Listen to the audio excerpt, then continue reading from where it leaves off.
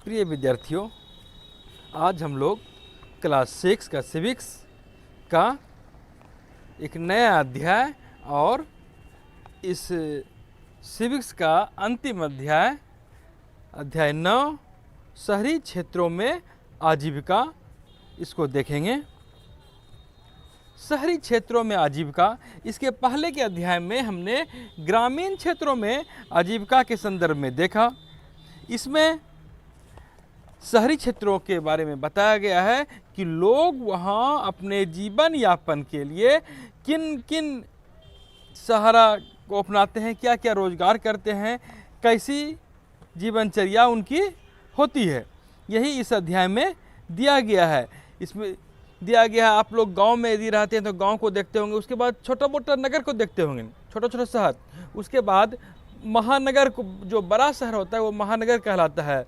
जैसे दिल्ली, कलकत्ता, चेन्नई, मुंबई, अहमदाबाद, ये सारे महानगर की श्रेणी में आते हैं। और जैसा कि इस किताब में दिया गया है कि भारत में 5000 से ज़्यादा शहर हैं और 27 महानगर हैं। 10 लाख से ज़्यादा आबादी वाले शहर को महानगर की संज्ञा दी गई है। इस अध्याय में हम लोग जो मुख्य रूप से पात्र देखेंगे उसमें शहर का विवरण है कि शहर में लोग कैसे जीवन यापन करते हैं, शहर की क्या व्यवस्था होती है, वहाँ का जो फुटपाथ है, फुटपाथ पे लोग क्या करते हैं, उनकी दुकानदारी कैसी होती है, उनकी जीवन स्थिति क्या होती है, वे रात कहाँ गुजारते हैं। उसके बाद एक रिक्शा वाले की स्थिति का भी जिक्र है। रिक्शा वाले का नाम है बच्चू मांझी। उसके बाद एक लड़की है जिसके माध्यम से पूरी कहानी बयां की गई है। लड़की अपनी मौसी के घर जाती है शहर, और उसके बाद हरप्रीत है, वंदना का बातचीत है। उसके बाद आपको फैक्ट्री की स्थिति देखेगी, फैक्ट्री में लोग कैसे काम करते हैं, उनका जीवन कैसा होता है। इसमें आपको निर्मला नाम की एक पात्र मिलेगी। उसके बाद दफ्तर में उस लड़की की मौसी सुधा के बारे में दिया गया है। तो इस हिसाब से, इस प्रकार से हमें तरह तरह की जानकारी इस किताब में, इस अध्याय में हमें देखने को मिलती है।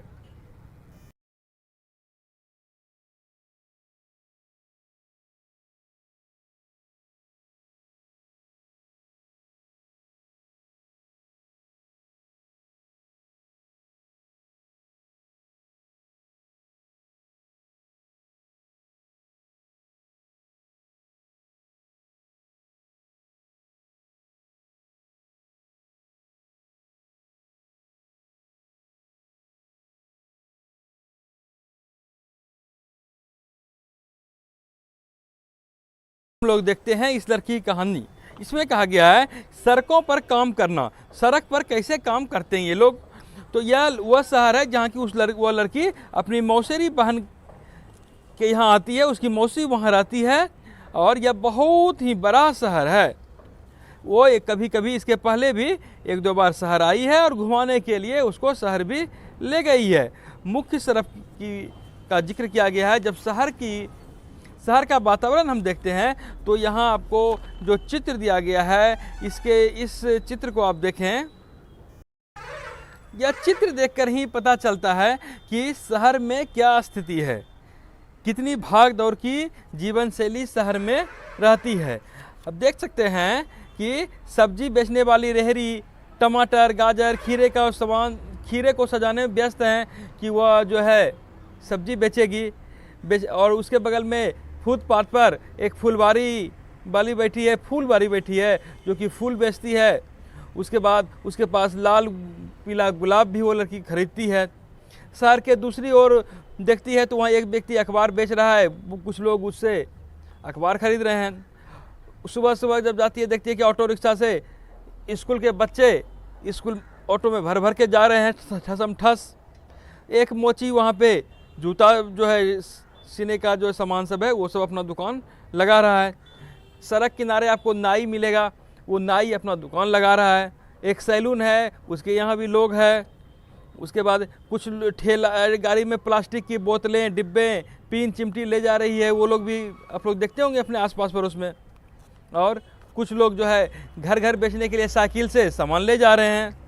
और ये लड़की वहाँ चली जाती है जहाँ रिक्शा वाले एक कतार में खड़े होकर ग्राहक का इंतज़ार कर रहे हैं। आप देखिएगा शहर जब जाइएगा तो कई एक ही जगह कई रिक्शा वाले आपको देखने को मिलेंगे, और इसको जहाँ जाना होता है वहाँ चला जाता है।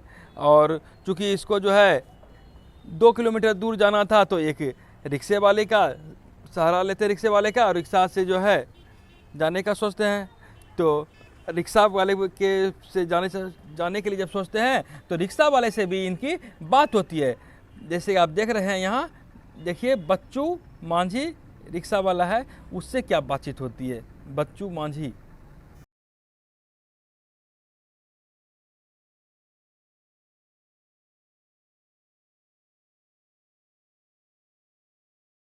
उस रिक्शे वाले से ये बात करती है तो पता चलता है, रिक्शा वाला बताता है कि मैं बिहार का हूँ और बिहार से आया हूँ, बिहार गांव में मिस्त्री का काम करता था, लेकिन बहुत ज़्यादा सब दिन काम मिलता नहीं था, अपनी ज़मीन नहीं थी और जो कमाई होती थी उससे पूरा घर खर्च नहीं चल पाता था।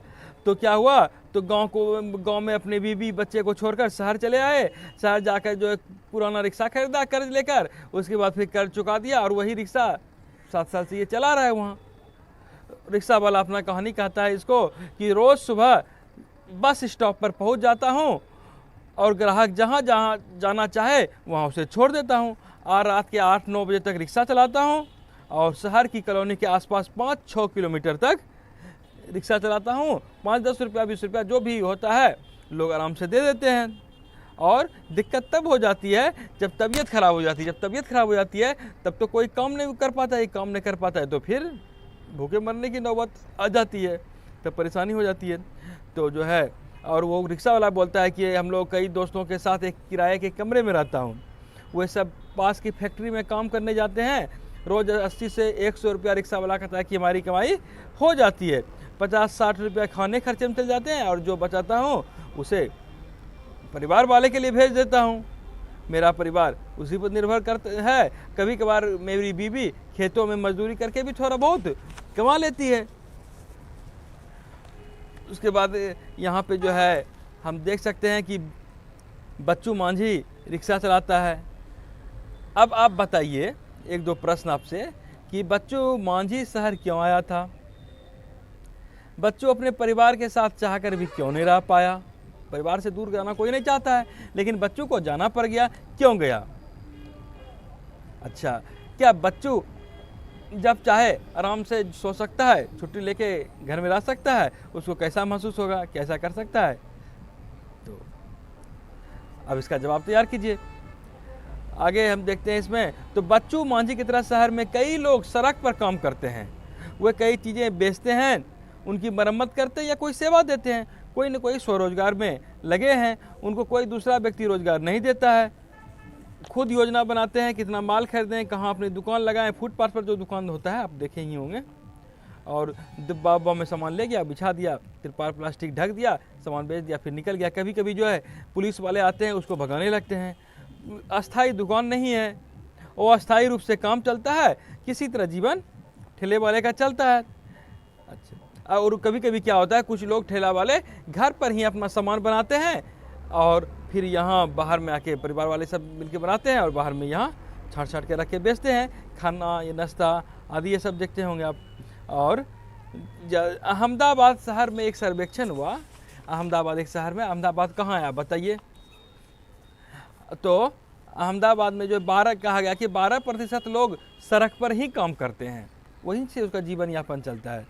हमारे देश के शहरी इलाकों में लगभग 1 करोड़ लोग फुटपाथ और ठेलों पर सामान बेचते हैं। और यातायात पैदल चलने वाले के लिए कभी कभी हमको लगता है कि ये लोग ठीक नहीं है, सड़क पर ही अपना दुकान लगा देते हैं। आने जाने वाले लोगों को काफ़ी मुसीबतें का सामना करना पड़ता है। लेकिन अगर उसके जीवन को देखें तो उसका जीवन भी बड़ा ही कष्टमय है। वो अपना ज़मीन नहीं है, कहाँ जाएगा रोजी रोजगार करने के लिए? समस्या के दोनों पहलू हैं। जाने आने में भी लोगों को परेशानी होती है, लेकिन उसके जीवन में भी दिक्कत होती है। अब ये तो अलग बात है कि सरकार को चाहिए कि अपनी पब्लिक का व्यवस्था करे, सारे लोगों का इंतजाम करे। उसकी रोजी रोटी कैसे होगी? उसको दुकान नहीं है तो दुकान की व्यवस्था करे, कानून में बदलाव लावे। यातायात नियम तो सही होना ही चाहिए। यातायात नियम खराब होने से कई तरह की समस्याओं का सामना करना पड़ता है। इसीलिए यातायात को बाधित तो किसी भी दृष्टि से किया ही नहीं जाना चाहिए। अब हम लोग देखते हैं कि बाज़ार की स्थिति क्या होती है। तो बाज़ार जब ये लड़की जाती है तो उस समय त्यौहार का सीज़न था, तो बाज़ार में त्यौहार के सीज़न में जब भी आप बाज़ार जाइएगा देखिएगा काफ़ी भीड़ भड़का रहता है, काफ़ी भीड़ भाड़ रहता है। कपड़ा की दुकान में, जूता की दुकान में, आदि सब दुकान में, तो लोग खिलौने की दुकान में, चप्पल की दुकान में, बर्तन की दुकान में, बिजली के सामान की दुकान में तो काफ़ी भीड़ है। और जो है ये लड़की को अब जो है दांत का डॉक्टर के पास भी जाना था इसकी मौसेरी बहन के साथ, तो ये डॉक्टर के पास भी जाती है। वहीं एक डॉक्टर भी है दांत का डॉक्टर, तो जो है दांत का डॉक्टर उसका जांच किया, उसके बाद बोला कि दूसरे दिन आइए, दांत में खोलर हो गया है, दांत खराब हो गया, उसको दांत को भरा जाएगा। तो दांतों की हिफाजत भी आप लोग ज़रूर कीजिए, खाना खाने के बाद कुल्ला ज़रूर कीजिए, ब्रश ज़रूर करना चाहिए। और दांत बहुत ही अनमोल चीज़ है, इसका पता तब चलता है जब दांत इंसान का चला जाता है। इसीलिए दांतों की हिफाजत ज़रूर करने को आप भी सोचें। चॉकलेट कम खाएं। अच्छा, डॉक्टर के यहाँ से वो लोग कहाँ चले गई, तो एक शोरूम में चले गई। शोरूम में क्या होता है, बहुत सारा कपड़ा बिकता है। और जब शोरूम गई तो वहाँ शोरूम में 3 मंजिला था, 3 मंजिला था। हर मंजिल पर अलग अलग तरह के कपड़े, एक में जो है लेडीज़ का कपड़ा है, एक महल पे जेंट्स का कपड़ा है। ये तीसरी मंजिल पर पहुँचे, वहाँ सिर्फ लड़कियाँ का ही कपड़ा रखे हुए थे। तो वहाँ जब गई तो वहाँ दुकान से जो है हरप्रीत और वंदना का वार्तालाप दिया गया है। हरप्रीत बोलते हैं, मेरे पापा और चाचा एक छोटी दुकान पर काम करते थे। इतवार को और त्योहारों के समय मैं और मेरी माँ उनकी मदद करते थे। मैंने कॉलेज की पढ़ाई की, उसके बाद अब मेरी पत्नी वंदना और मैं यह शोरूम चलाते हैं। वंदना जी का भी है कि कुछ साल पहले यह शोरूम खोला, मैं एक ड्रेस डिज़ाइनर हूँ। मैंने तरह तरह के फैशन के कपड़े बनाने की पढ़ाई की है, लेकिन आजकल लोग कपड़े सिलवाने की जगह सिले सिलाए यानी रेडीमेड कपड़ा पहनना पसंद करते हैं। आप लोगों ने भी रेडीमेड कपड़ा खरीदा होगा। रेडीमेड कपड़ा किसे कहते हैं आप बताइए? रेडीमेड कपड़ा को दुकानदार आकर्षक रूप से सजा कर रखते हैं। शोरूम के लिए अलग अलग जगहों पे सामान बताते हैं। सामान कहाँ से आता है, तो अलग अलग जगहों से आता है, अलग अलग शहर से, मुंबई, अहमदाबाद, लुधियाना आदि जगह से जो है कपड़े आते हैं। कुछ कपड़े विदेश से भी मंगवाते हैं। शोरूम को सही तरह के चलाने के लिए लोग के बीच जो है मैसेज जाए कि ये शोरूम है, तो इसके लिए वो लोग प्रचार भी करते हैं। आप लोग देखे होंगे दुकान का विज्ञापन बोर्ड में, बैनर में, जगह जगह, और कभी कभी टेलीविजन में भी विज्ञापन देखे होंगे। अच्छा, जो बोलते हैं कि जब मेरा बढ़ गया दुकानदारी तो बाज़ार में ही जो है दुकान ले लिए और एक कार भी खरीद ली, सोसाइटी में फ्लैट भी ले लिया। हरप्रीत और वंदना की तरह कई लोग हैं जिनके पास शहर के बाज़ारों में अपनी दुकान है। ये दुकानें छोटी बड़ी है, अलग अलग चीज़ सभी बेचते हैं। ज़्यादातर व्यापारी अपनी दुकान या व्यापार खुद संभालते हैं, वे किसी दूसरे की नौकरी नहीं करते हैं। दुकानदार जो होता है दूसरे की नौकरी करता है नहीं, वे रख लेते हैं मैनेजर या सहायक के रूप में किसी कर्मचारी को, किसी व्यक्ति को कि मेरे यहाँ काम करो। ये पक्की दुकानें होती है जिसके पास नगर निगम के व्यापार करने के लिए लाइसेंस लेना होता है, उसको लाइसेंस भी लेना होता है। कौन देता है, तो नगर निगम। और सप्ताह में आप देखते होंगे एक दिन बाजार बंद रहता है, कहीं कहीं संडे को रहता है, कहीं जो है गुरुवार को भी रहता है, कहीं बुधवार को भी रहता है। तो ये जिस शहर में गई है वहाँ दुकान बुधवार को बंद रहती है। अच्छा, छोटे मोटे दफ्तर भी हैं वहाँ, बैंक, कुरियर की सेवाएं भी बाज़ार में हैं। अब आप 1-2 क्वेश्चन का जवाब दीजिए कि बड़े बड़े दुकानदार जैसे हरप्रीत और वंदना का दुकान है, इसको लाइसेंस कौन देते हैं? अच्छा, जो बड़ा दुकानदार है, जो मॉल या शोरूम खोल के बैठा है, और जो फुटपाथ पर सामान बेचता है, दोनों में क्या अंतर आपको दिखता है? इसको अपने शब्दों में लिखिए। अब इसके बाद जिक्र है फैक्ट्री का। फैक्ट्री में क्या होता है, तो इसको फैक्ट्री भी जाना था। तो मैं अपने कपड़े पर जरी का काम, जरी होता है कपड़ा पर कुछ डिजाइन करवाना, कुछ मोती बैठाना, कुछ काम कराना आकर्षक, जैसे कि कपड़ा आकर्षक लगे दिखने में, कुछ जब वो ड्रेस बन जाए तो उसके बाद त्यौहार पे उसको पहनना था। मेरी बहन ने कहा कि वो निर्मला को जानती है। तो एक पात्र निर्मला जो वहाँ रहती है, कहाँ रहती है, फैक्ट्री में रहती है। तो बोलते हैं निर्मला रहती है, हमारी जान पहचान का है, चलते हैं उसके पास। तो कपड़े सिलने की फैक्ट्री में काम करती है, जरी और कढ़ाई का भी वो काम करती है। तो वहाँ चल गई, जब जाने लगी तो बस में चढ़ी तो बहुत ही बस में भीड़ खचा खच भरी भीड़ थी। तो किसी तरह एडजस्ट होके गई। इसको बहुत ही, जब उतर गई तो हल्का लगा कि ओह कहाँ फंस गए थे, बहुत बस में, चूँकि बहुत भीड़ थी इसीलिए इसको जो है निकलने के बाद बोली कि ओह जान में जान आ गया। मोड़ पर जब जाती है, उतरती है, देखती है कि कुछ लोग टिक कर खड़े हैं, कुछ खड़े हैं, कुछ सामान लेके, कुदाल वगैरह लेके, तो लगता है जैसे, ऐसे लगता है कि किसी का इंतज़ार कर रहा। कुछ लोग स्कूटर पर सवार होकर आए, उससे कुछ बात किए, फिर जाने लगते हैं। रेट होता है, मोल तोल का भाव हो रहा है। तो इसकी बहन ने बताया कि ये लेबर चौक है और यहाँ लेबर रहते हैं, दिहाड़ी पर काम करने वाले मजदूर और मिस्त्री हैं ये लोग। यहाँ पर जिसको अपना काम करवाना होता है, कुछ भवन बनवाना होता है, मजदूरी करवाने के लिए यहाँ से ये लोग लेते जाते हैं। आपने कभी ऐसा देखा है? ये अमूमन हर एक शहर में होता है, जहाँ की लोग गांव से या पिछड़े इलाके से लोग वहाँ जाते हैं, लोग वहाँ खड़े रहते हैं, चूँकि उसको काम नहीं है साल भर। लोग वहाँ से आते हैं, उसको फिर मजदूरी करके फिर ले आते हैं, चलिए मेरे यहाँ 2 दिन 4 दिन काम करना है, इतना आपको मजदूरी देंगे। उसको सब दिन काम नहीं मिलता है, उसकी स्थिति बहुत दयनीय होती है। इसके बाद वो तरह तरह के काम उनसे करवाया जाता है, कोई सामान ही ढुलवाना हो।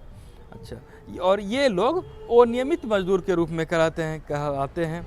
और जब ये वहाँ फैक्ट्री गई तो फिर फैक्ट्री में देखी जानी वहाँ कि अलग अलग विभाग थे। फैक्ट्री बहुत ही बड़ा होता है, अलग अलग विभाग थे, उसमें ऐसा लग रहा था कि बहुत ही काम हो रहा है, कुछ रुक ही नहीं रहा है काम। वहाँ जो है कपड़े सिले रहे, एक और जो है एक बहुत बड़ा रूम था, वहाँ कई दर्जियाँ थी, कई तरह के मशीनें रखे हुए थे और सभी जो है काम कर रहे थे। एक पर एक सिलाई का मशीन था, हर कमरे में बहुत सारी सिलाई के मशीन थे। कपड़े तैयार हो रहे थे, उसको समेटने वाले अलग थे, तह लगा के रख रहे थे सब।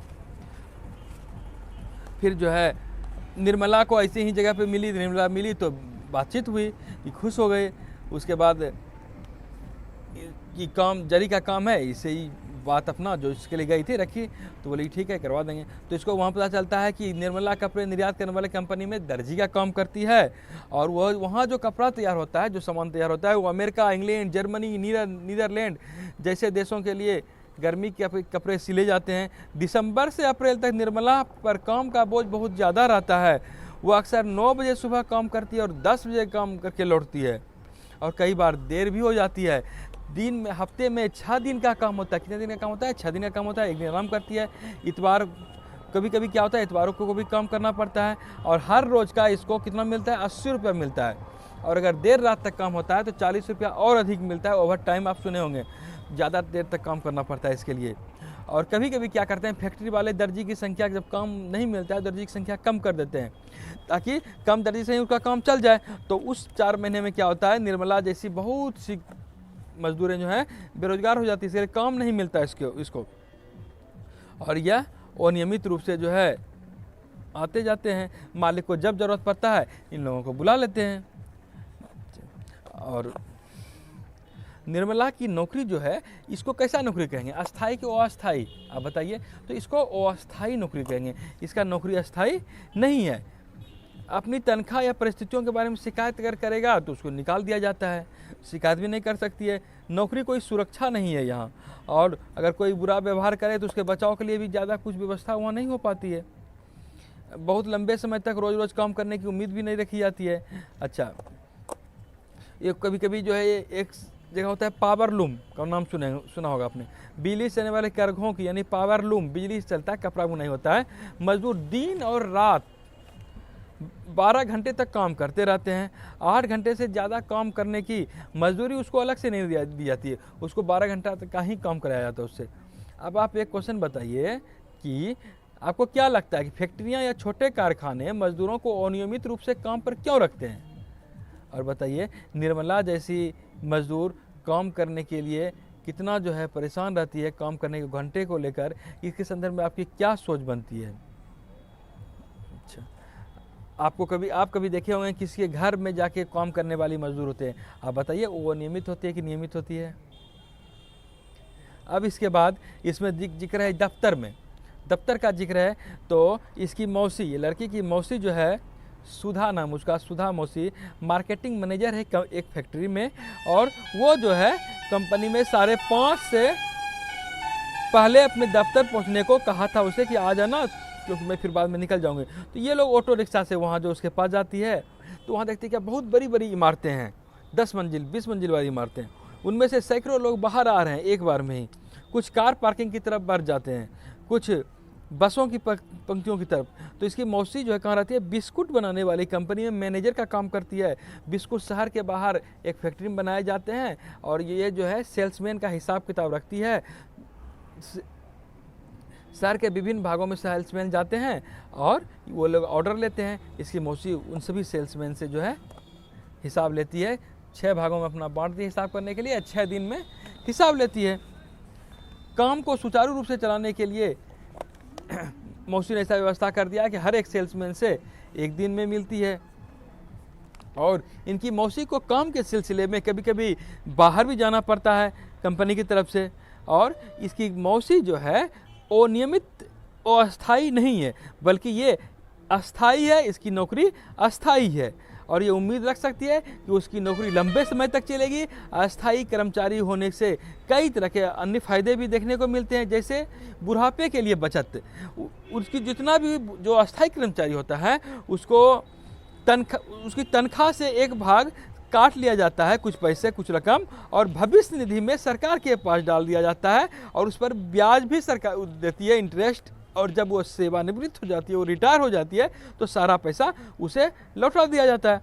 इसके अलावा इसको छुट्टियां की व्यवस्था भी इसके लिए होती है, जैसे इतवार हो गया या कोई राष्ट्रीय त्यौहार हो गया, कोई पर्व हो गया, वार्षिक छुट्टी आदि भी इसके लिए अस्थायी नौकरी वाले के लिए तय होती है। अच्छा, परिवार के लिए चिकित्सा सुविधाएं भी दी जाती है। कंपनी एक सीमा तक कर्मचारी और उसके परिवारजनों का इलाज के लिए खर्च भी उठाती है। अगर तबीयत खराब हो जाए तो कंपनी की तरफ से पैसा दिया जाता है। शहर में ऐसे कई कर्मचारी होते हैं जो दफ्तरों, फैक्ट्रियों और सरकारी विभागों में काम करते हैं। उन्हें नियमित और अस्थायी कर्मचारी की तरह रोजगार मिलता है। उनका काम भी तय होता है और हर महीने तनख्वाह मिलती है। उनको जब मन तब काम से निकाला नहीं जाता है। आखिर दिन खत्म हुआ, शाम हो गया था, मौसी की कार में थकी मांदी ये बैठ जाती है और फिर सोचने लगती है कि शहर में कितने तरह के काम होते हैं, कितने तरह के लोग रहते हैं, कितनी तरह की व्यवस्थाएं हैं। और शहर सब भागम भाग जिंदगी है, सब एक दूसरे से, किसी को कोई तरह का मतलब नहीं है, लेकिन फिर भी एक कल्चर है जो उसे शहर का रूप दे दिया है, सिटी का रूप दे दिया है, शहरी जीवन का रूप दे दिया है और उसको शहरी वातावरण में बांधे हुए है। आप लोग एक चीज़ देखते होंगे, आजकल नया सेवा के रूप में निकला है कॉल सेंटर। महानगर में कॉल सेंटर ज़्यादा चलते हैं, जैसे कि मोबाइल लिया, टीवी है, फ्रिज है, कूलर है, कुछ भी है, तो ये लोग कंपनियां अपना कॉल सेंटर बनाती है ताकि उपभोक्ता को किसी तरह की परेशानी हो तो उसको कॉल कर सके और फिर वहाँ समस्या का समाधान वो कंपनी उसको करवाती है। और कॉल सेंटर एक केंद्रीकृत दफ्तर होता है जहां एक ही जगह ढेर सारे कर्मचारी बैठे रहते हैं। उससे कुछ भी आप सवाल पूछिए, वो आपको जवाब देगा, आपकी समस्या का समाधान करने की दिशा में वो प्रयासरत रहेगा और करेगा। और अब हाल के दिनों में अब जो है भारतीय कंपनियां नहीं बल्कि विदेशी कंपनियां भी अपने कॉल सेंटर भारत में खोलने लगी है। यह भारत अपना बाजार आकर्षण का केंद्र बनता जा रहा है। इसलिए बनता जा रहा है कि यहाँ अंग्रेजी बोलने वाले सस्ते और आसान कीमत पर मिल जाते हैं। इसलिए यहाँ ऐसी बातें होती है कि कॉल सेंटर अब भारत में बहुतायत मात्रा में खुल रही है। अब आप एक प्रश्न का समाधान कीजिए, इसका सवाल तलाशिए चिंतन करके।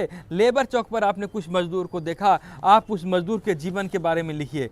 कैसी होती है उनकी ज़िंदगी, और उनकी ज़िंदगी यदि सुधारा जाए तो कैसे सुधरे उनकी ज़िंदगी।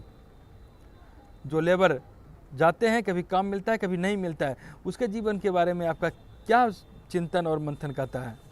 अच्छा, आपने जितना भी अध्ययन किया, जितना भी सुना, आप कुछ याद यदि हो तो बताइए। बच्चू मांझी एक दिन में कितना कमाता था? निर्मला और वंदना का दुकान कैसा था? सुधा प्रति माह कितनी कमाती थी और उसकी नौकरी अस्थाई थी या अस्थाई थी? अस्थाई और अस्थाई नौकरी में क्या अंतर है, इसको आप अपने शब्दों में लिखें। और ये लिखें अगला प्रश्न, सुधा को अपने वेतन के अलावा और कौन कौन से लाभ मिलते हैं? आपने जाना कि जो अस्थायी कर्मचारी होते हैं उसे वेतन के अतिरिक्त भी अन्य सुविधाएं भी कंपनियां देती है या सरकार देती है। तो आप बताएं क्या क्या सुविधा उन्हें मिलती है। आशा है यह वीडियो आपको अच्छा लगेगा और इस तरह इस नवम अध्याय के साथ ही यह सिविक्स की पुस्तक समाप्त होती है। और आपको यदि किसी भी तरह की कठिनाई लगे, कोई बात समझ में नहीं आवे किसी भी अध्याय का, तो आप कमेंट बॉक्स में लिखें।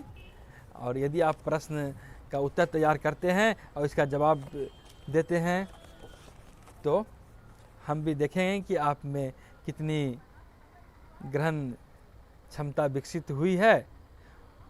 आपकी उज्जवल भविष्य की कामना करता हूँ और आप ईमानदारी से अपना मेहनत जारी रखें। मेरे बच्चों, आपके लिए शुभकामनाएं। धन्यवाद।